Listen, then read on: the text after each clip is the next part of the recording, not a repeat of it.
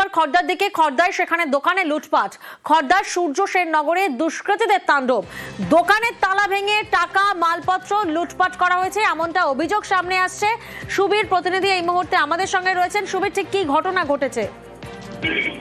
দেখো, খড়দহ সূর্যসেন নগর এলাকাতে station road, একদম খড়দহ স্টেশন রোডের ওপরে একটি দোকানে কিন্তু রাতের অন্ধকারে দুষ্কৃতীরা তাণ্ডব চালায় এবং লোহার শাবল দিয়ে দোকানের 3টি তালা ভাঙে এবং ভেঙে ভেতরে ঢুকে নগদ টাকা সহ কিন্তু জিনিসপত্র কিন্তু লুটপাট করে নিয়ে কিন্তু চক্কর দেয় দুষ্কৃতীরা।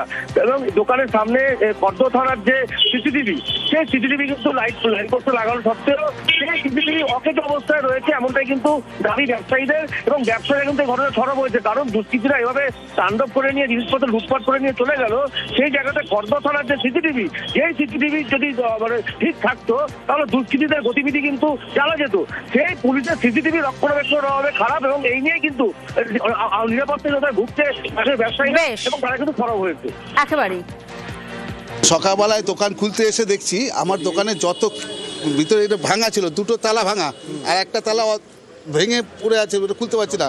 তারপরে এটা সরালাম, চোরকে হুকি মেরে দেখছি আমার টার্গেট আমার তো কী নেবেন, নিল সব সিগারেটের প্যাকেট নিয়ে গেছে। আর ক্যাশ আমি একটা 17,000 টাকা রেখে গেছিলাম, ওইটা নিয়েছি। আর কিছু কয়েন ছিল, 10 টাকার কয়েন, গোটা 200-300 টাকা। হ্যাঁ, দোকান ভেঙে পুরো ঢুকে গেছে। জীবনে আমার এই হয়নি। দোকানের সামনে তো থানার সিসিটিভি লাগানো আছে, এখন বলছে তো বলছে ওইটা বলছে এখন চলে না। সায়েন্স সিটির কর্মী সভায় তাঁর হুঙ্কার, বাংলায় এবার বিজেপি সরকার গড়বে।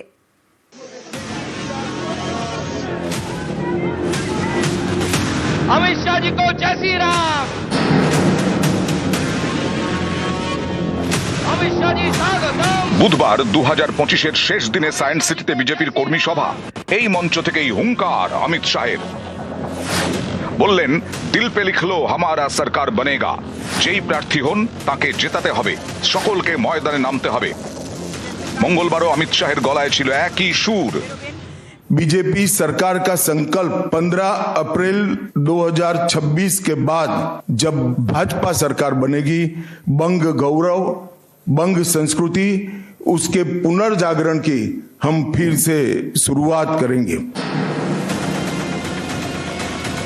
বুধবার বিজেপি কর্মী সভায় শাহ বলেন, দিল পে লিখলো হামারা সরকার বনেগা।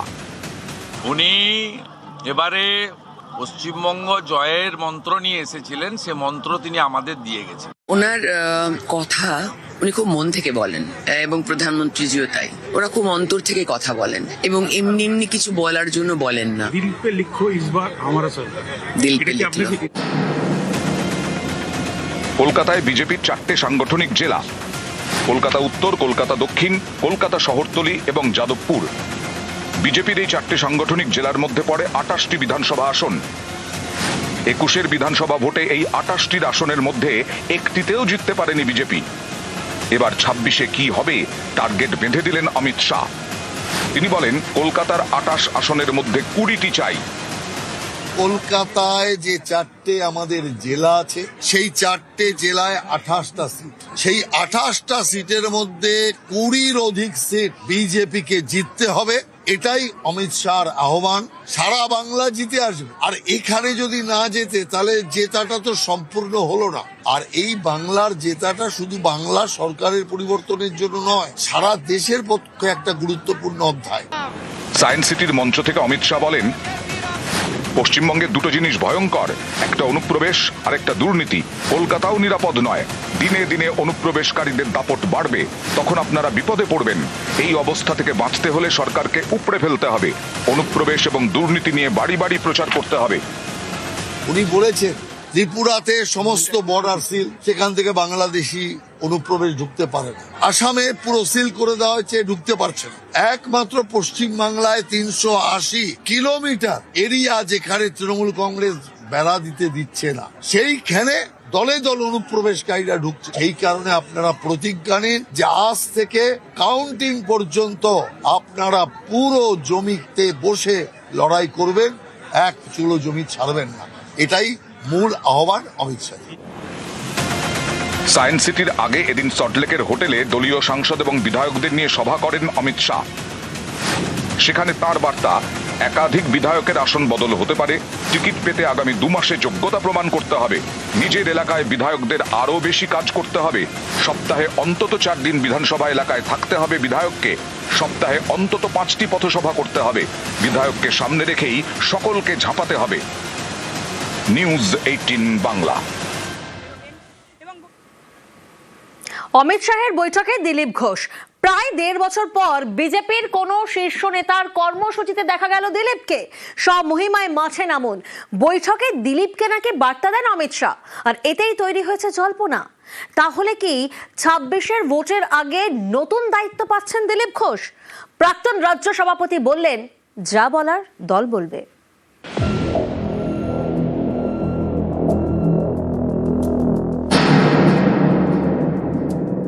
শোনার জন্য ডাকা হয়েছিল, শোনার জন্য। বলবে না, সেটা পার্টি জানে।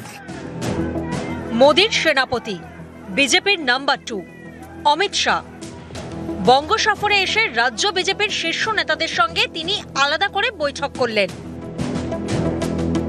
বুধবারে সেই বৈঠকে ডাক পেলেন দিলীপ ঘোষও। এ যেন নির্বাচন কাটিয়ে ময়দানে ফেরা। প্রায় 1.5 বছর পর বিজেপির কোন শীর্ষ নেতার কর্মসূচিতে দেখা গেল একদা বঙ্গ রাজনীতির অন্যতম গুরুত্বপূর্ণ মুখ দিলীপ ঘোষকে।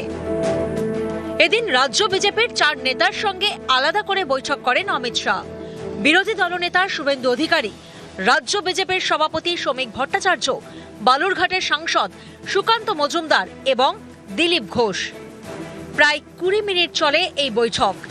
এই বৈঠকে অমিত শাহ নাকি দিলীপ ঘোষকে বলেন, আপনার বিরুদ্ধে দলে কে কি বলেছেন সে বিষয়ে কান দেওয়ার দরকার নেই। কেন্দ্রীয় নেতৃত্বের নির্দেশ, আপনি স্বমহিমায় মাঠে নামুন। শাহী বৈঠকের পরই স্বমহিমায় দিলীপ। দীর্ঘদিন নীরব থাকার পর সোশ্যাল মিডিয়ায় ফের পুরনো মেজাজেই পোস্ট করতে দেখা গেল তাঁকে। এতেই তৈরি হয়েছে জল্পনা। তাহলে কি 26-এর ভোটের আগে বঙ্গ বিজেপিতে নতুন ভূমিকায় দেখা যাবে দিলীপ ঘোষকে? শোনার জন্য ডাকা হয়েছিল, শোনার জন্য। বলবে না, সেটা পার্টি জানে।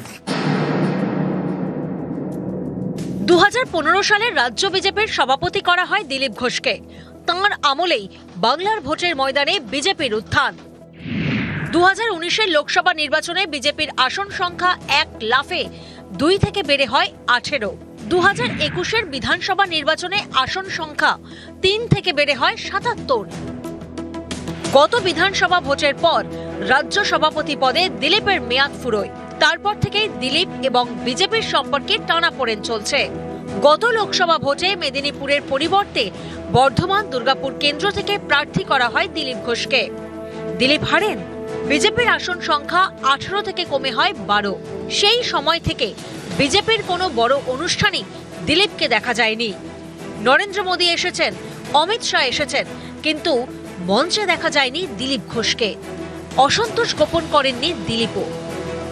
আমাকে কর্মীরা ডেকেছিলেন, তাই আমি হ্যাঁ করেছিলাম।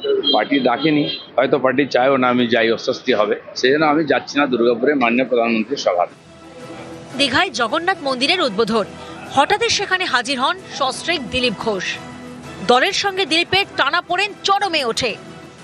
কিছু লোক আছে যারা বললাম না পার্টিকে কবজা করতে এসে নতুন নতুন বিজেপি হয়েছে, তারা একটু ঝামেলা করার চেষ্টা করছে। এটা হবে না। আমরা রক্ত দিয়ে ঘাম দিয়ে পার্টি দাঁড় করিয়েছি। লক্ষ লক্ষ কর্মী বাড়িতে বসে আছে, এরাই কাজ করতে দিচ্ছে না। হঠাৎ বিজেপি যারা, তারা হঠাৎ এসছে হঠাৎ যাবে, বিজেপির কিছু যায় আসে না।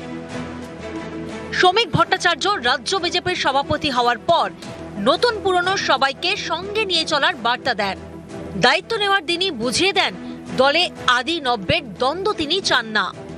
আমাদের এখানে কোনো ভেদাভেদ নেই, আমাদের এখানে কোনো বেঙ্গল লাইন দিল্লি লাইন নেই, আমাদের এখানে কোনো নেতার অনুগামী নেই। আমরা সবাই একটা প্রতীকের অনুগামী। ক্ষণিকের জন্য কোথাও দূরত্ব তৈরি হতে পারে, কিন্তু এর অর্থ এটা নয় যে সে দলের বাইরে চলে গেছে। এরপরও রাজ্য বিজেপির কর্মকাণ্ডে দিলীপ ঘোষকে বিরাটভাবে দেখা গিয়েছে এমনটা বলা যাবে না। সেই ধারাতেই বুধবার বদল। শাহী বৈঠক, সেখানে দিলীপ ঘোষ। তাহলে কি বিজেপির মিশন 26-এ ফের পুরনো মেজাজেই দেখা যাবে দিলীপ ঘোষকে? দিলীপ কি এবার নতুন দায়িত্বে? শোনার জন্য ডাকা হয়েছিল, শোনার জন্য। বলবে না, সেটা পার্টি জানে।